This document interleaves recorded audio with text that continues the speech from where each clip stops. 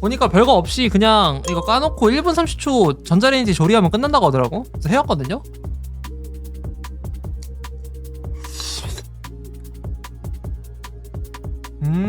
약간 그거 먹는 것 같은데? 그 찜닭?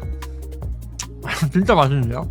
근데 이게 시중에서 그냥 애초에 그냥 내 평가가 아니더라도 맛있다고 유명하긴 해. 나 그 주변에 내가 광고 받았을 때 너 한 끼 통살 아냐고 물어봤거든요. 다 알던데? 다 이거 몸 관리에 조금이라도 관심 있는 사람도 다 알고 있던데? 유명하더라고요. 애초에 이 정도 퀄리티 맛 먹으면서 다이어트 되면 너무 행복할 것 같은데. 나를 못 믿겠으면 이거를 평가하는 시장을 믿으세요. 지금 제가 그 댓글 고정을 해놓은 게 있어요. 링크를 타고 들어가서 뭐 이거를 구매하셔도 되고, 여기 보면 37% 나와있죠. 할인율 37%. 뭐 밑에 뭐 1+1도 있고 25%, 주먹밥 28%, 25%, 48%, 51%, 뭐 등등등. 뭘 사도 상관이 없어. 그냥 님이 원하는 거 이거 너무 많다? 그럼 단품만 사도 돼요. 그냥 이 링크를 타고 들어가서 구매하시기만 하면 돼요. 할인이 생각보다 엄청 많아서 쇼핑하기 되게 좋을 것 같아. 그래, 20개가 4만원이면 개당 2,000원인데 졸라 싼 거지.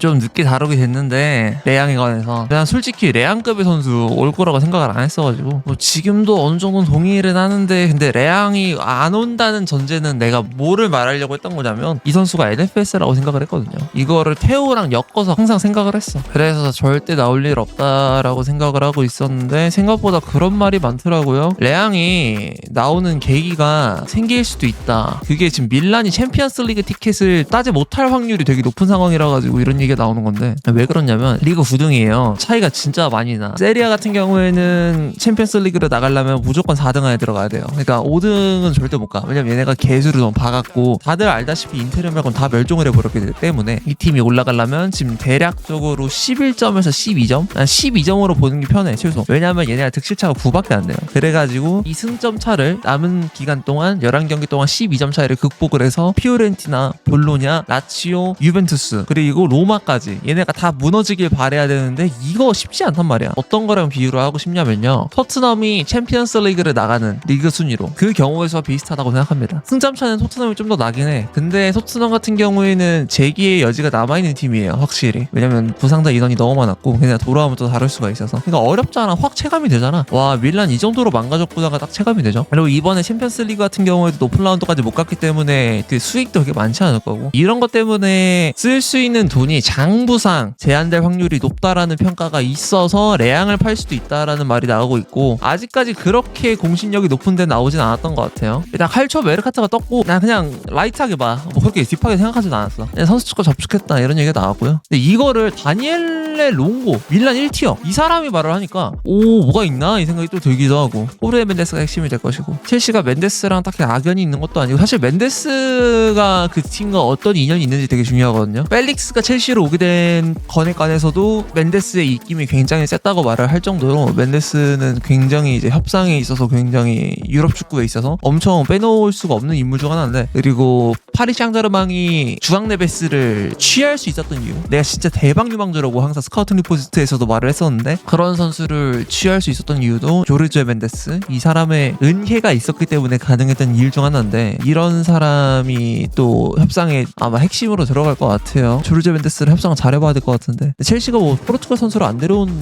팀도 아니었고 꽤 데려와 봤던 팀이니까 뭐 이건 크게 염려는 안 된다. 근데 이분 누군지 모르겠는데요, 이분도 밀라노에게 이제 NFS가 아니다, 제한에 따라 달라질 거다, 2월 말에는 8천만 달러, 이거 8천만 유로쯤이면 충분할 거라는 연락을 받았고, 확실한 건 현재 한 목적지가 다른 목적지보다 아랍권일 가능성이 높다라는 얘기가 있어요. 아, 저분도 밀란 전담 기자시구나. 내가 세리아 쪽 전담 기자 잘 몰라가지고. 이 정도가 떴고, 이게 지금 첼시의 올 가능성을 따지는 거 멍청한 거라 생각해요 지금. 이건 진짜 시간 낭비고, 왜냐면 지금 댓글에 나와 있는 것처럼 테오가 나올 수도 있어요. 레앙보다 테오가 진짜 심각하거든 이번 시즌은. 밀란이 지금 재정적인 타격 때문에 레앙을 팔아야 된다는 해석이 맞다면, 그러면은 더 심각한 테오를 파는 게 더 일리가 있는 상황이기도 하고, 레앙이 시장에 나올 가능성, 그 시장에 나왔을 때 첼시에 올 가능성, 이거를 생각하기보다는 제가 하고 싶은 건 레앙이 첼시에 왔을 때 어느 정도의 가치가 있냐라는 걸 말하고 싶은데, 일단 저는 이 선수가 흐비차보다 약간 위 정도의 가치가 있다 생각하거든요. 나는 흐비차를 원했지만 왜 레앙이 더 높은데 흐비차는 계속 말해놓고 레앙은 언급을 내가 안 했었냐면 나올 거라 생각을 안 했으니까. 세리아도 올해의 선수상이라는 게 있어요. PFA 올해의 선수상과 비슷한 위상을 지니고 있는 상이 있는데 레앙의 위상을 설명을 할 때 이게 확실히 들어가긴 해야 돼. 이거 역대 수상자 보잖아요. 만치니, 호나우드, 크리스티안 비에리, 프란체스코 토티, 그리고 지네딘 지단, 다비드 트레제게, 파벨 네드베드, 프란체스코 토티, 카카, 질라르디노, 그리고 파비오 칸나바로, 카카, 질라탄 이브라보비치 쭉쭉쭉 가. 다 아는 이름이야. 저 구라가 아니라 다 라인업 좆대고 와 이 새끼 씨발 존나 잘했지 생각 딱 드는 애들. 근데 그 밑에 레앙이 있어요. 일단 여기서 끝났어. 왜냐면은 크비차 카바라츠켈리아가 이거를 탈 뻔했던 것도 맞거든요. 여기에 들어갈 법도 했는데 오시미한테 밀렸지만, 근데 이 라인업에 있다는 것 자체가 진짜 좀 말이 안 되긴 해요. 라우타로 보고 급 떨어진다고 생각할 수도 있는데 라우타로 솔직히 우리나라에서 프레임 되게 심한 편이고 진짜 좋은 공격수 맞아. 지난 시즌에 라우타로는 진짜 존나 잘했어요. 그렇기 때문에 이거 인정해야 되고, 이걸 왜 보여주냐면 레앙에 대한 평가는 기본적으로 기복이 있다, 기복이 심하다라는 게 굉장히 이제 이 레앙에 대한 디메리트를 보통 해석하는 대표적인 문구 중 하나인데, 이 기복이라는 게 고점이 얼마나 되냐가 중요하거든요. 저점이 뜨는 빈도가 얼마나 많은지도 중요한데, 내가 지금까지 레앙의 경기를 봐왔던 평으로는 이 선수가 저점이 떠있는 확률 같은 것도 이 선수의 단순 컨디션 이런 것보다 밀란의 팀플레이 꼬라지가 개판이어가지고 레앙까지 악영향을 받아서 잘 안 풀렸던 이런 체감이 좀 많이 들었어요 전에. 그래서 얘가 단순히 저점이 뜨는 게 얘의 기량 이슈라고 하기에는 나는 솔직히 비동의에 속하는 편이긴 하고요. 그리고 고점이 씨발 이 정도면은 이거는 첼시가 감지덕지 받아야 되는 수준이라고 생각합니다. 우리가 평가질할 정도가 아니고요. 우리 구단의 위상이나 뭐 시장에서의 입지가 지금은 챔피언스 리그를 고정적으로 나가지 못하는 클럽이기 때문에 이 정도 선수가 만약에 첼시에 온다고 하면 무조건 저는 받아야 된다고 생각을 하고, 그리고 부상 이력을 보통 우리가 좀 많이 염려를 하곤 하는데 첼시 팬들 보면은 뭐 이 정도면 준수하죠. 뭐 그렇게 뭐 길지도 않아. 20-21부터 지금 몇 시즌째야. 5시즌 동안 지금 해봤자 부상일수 다 합해서 146일 결장이면은 그렇게 많지도 않고 적은 편은 아니라고 생각하는데, 근데 20-21 시즌에 부상이 많았던 걸 감안하고 그 다음 시즌에 그냥 그 시즌에 한 번씩 아자르보다 조금 부상 빈도가 높다라고 봐도 과언이 아닐 정도로 눕는 정도? 그 이후에는, 그 전엔 좀 누웠지만 부상 빈도도 그렇게 심각한 편도 아니고. 이 선수의 장점이 뭐냐, 난 진짜 이 선수의 가장 고평가하는 부분이 뭐냐면요, 속도가 뒤지게 빠르고요. 물론 무드릭보다 느려요. 최고 속력이 35.79km/H인가? 여기까지 나오는 걸로 알고 있고, 사실 이런 속도도 속도겠지만 몸을 되게 잘 써요. 키가 크다 보니까 기본적으로 경합면에서 그래도 일반적인 윙어보다는 경합면에서 좀 더 우위를 점할 수 있는, 키를 이용해서 뚝배기가 좋네 이게 아니라 기본적으로 키가 크게 되면 어떻게 되냐면 중력 알죠? 중력 위에서 누른다, 그 개념으로 생각하면 돼요. 코어도 탄탄하기도 하지만 키가 크면 일단 기본적으로 어느 경합에서든 유리하거든요. 웬만해서는. 키가 작으면 유리한 건 보통 뭐냐면 방향 전환, 밸런스를 작게 바꿨을 때 밸런스가 흐트러지지 않을 확률이 높은 게 엉덩이 존나 크고 키가 작은 아자르나 샤킬이나 메시 같은 선수들이고, 이런 선수들 같은 경우에는 그냥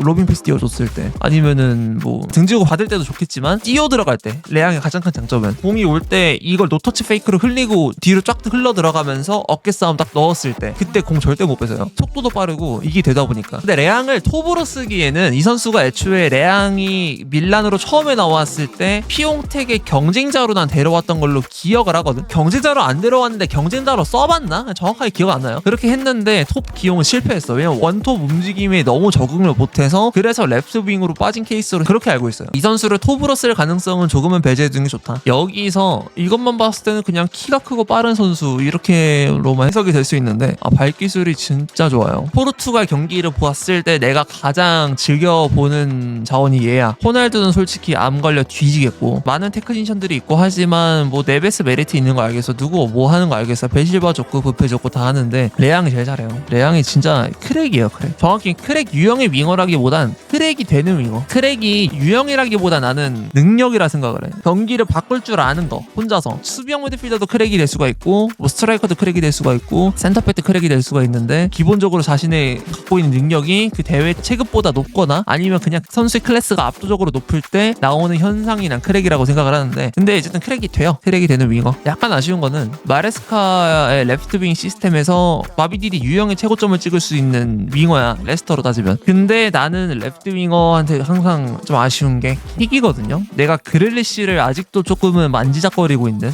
그릴리시 나오던데 레프트 윙어 그릴리시 하면 안 되나 이 생각을 자꾸 라이트하게 던지는 게, 산초가 킥이 그렇게 좋지가 않아서 내 생각엔 기대했던 바보단. 그래서 이 레프트 윙 옵션 중 하나는 킥 옵션이 있으면 좋겠다라는 생각을 했는데, 근데 좀 아쉬운 점은 레앙 역시 킥이 유별나게 뛰어난 경우는 아니다. 근데 뭐 이게 막 치명적인 디메리트라고 하기에 다른 걸로 치환이 다 되고요. 킥으로 쇼부 보기 전에 내가 다 뚫어줄게 뭐 이런 게 되니까. 근데 이 선수 같은 경우에는 그러면 이거 말고 속도 빠른 거 알겠어. 산초가 속도가 좀 아쉽지만 속도 면에서 차이를 보여줄 수가 있고 다 알겠어. 그럼 얘는 정확하게 어떤 면에서 또 차이가 있냐? 저는 얘가 스탯 생산이 괜찮다고 생각합니다. 빅찬스 크레이티드 지표가 얘가 진짜 좋거든요. 내가 기억하기로 밀란에서 당연히 크랙이다 보니까 많을 수밖에 없지만 실질적으로 가장 높은 선수가 2명이었던 걸 기억을 해요. 테오랑 레앙. 근데 테오보다 레앙이 아마 빅찬스 크레이티드 지표가 1.7배인가 1.5배인가 더 많았던 걸 기억해요. 이번 시즌 그 암울한 밀란 속에서도 25경기 6골 6어시 올리고 있고요. 봐봐, 스탯만 딱 봤을 때 전성기 시점에 오른 이후로부터 텐텐에 가까운 지표를 계속 보여주고 있죠. 이걸 보고 모자라다고 말할 수가 있나? 진짜 소년가장.